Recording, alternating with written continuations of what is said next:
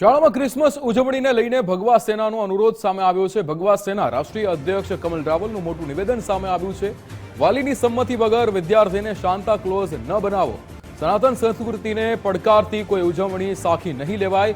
ખોટું કલ્ચર કે ન્યુસન્સ દેખાશે તો ભગવા સેના વિરોધ કરશે।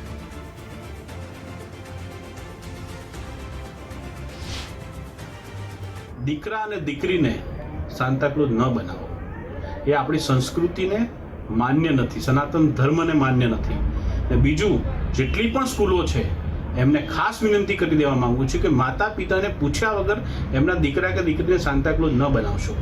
બીજી વાત, ખાસ કરીને મારી વિનંતી છે સરકારને કે ક્રિસમસ ઉપર જે અગર કોઈ ન્યુસન્સ થાય છે, ખોટી આવી બધી ડીજે પાર્ટીઓ, ખોટું કોઈ કલ્ચર ઊભું થાય સનાતનના વિરોધમાં અને ધર્મના વિરોધમાં, તો એ ભગવા સેના કદાપી નહીં ચલાવી લે।